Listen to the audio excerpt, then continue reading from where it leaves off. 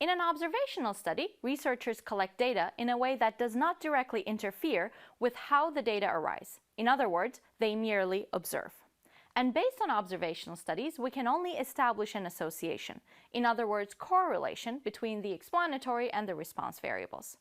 If an observational study uses data from the past, it's called a retrospective study, whereas if data are collected throughout the study, it's called prospective. In an experiment, on the other hand, researchers randomly assign subjects to various treatments and can therefore establish causal connections between the explanatory and the response variables. Let's pause for a moment to clarify what we mean by random assignment with an example. Suppose we want to evaluate the relationship between regularly working out and energy level. We can design the study as an observational study or an experiment. In an observational study, we sample two types of people from the population, those who choose to work out and those who don't. Then we find the average energy level for the two groups of people and compare.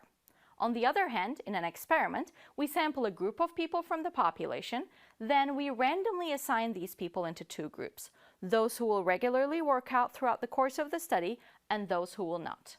The difference is that the decision of whether to work out or not is not left up to the subjects, as in the observational study, but is instead imposed by the researcher.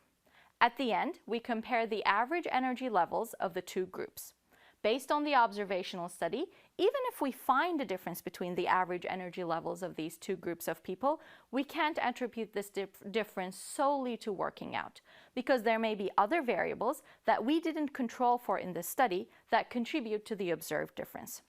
For example, people who are in better shape might be more likely to regularly work out and also have higher energy levels.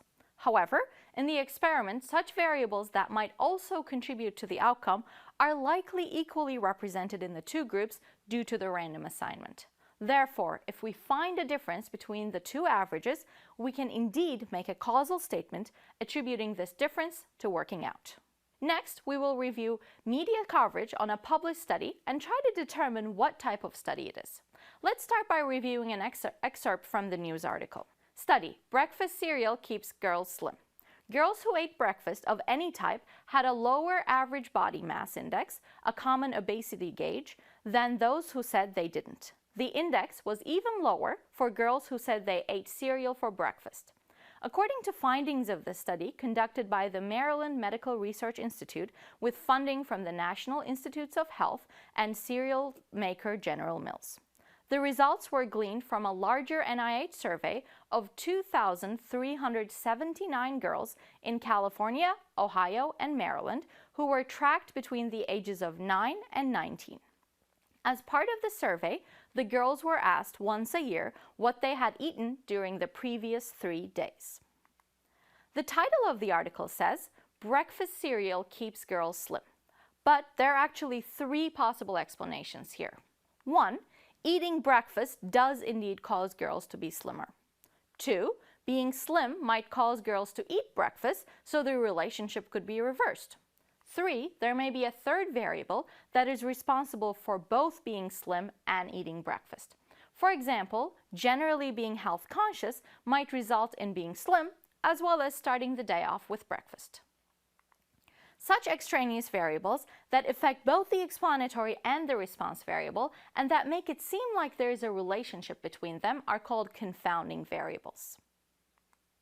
If you're going to walk away with one thing from this class, let it be correlation does not imply causation.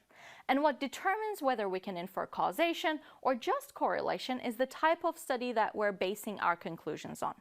Observational studies, for the most part, allow us to make only correlational statements, while experiments allow us to infer causation.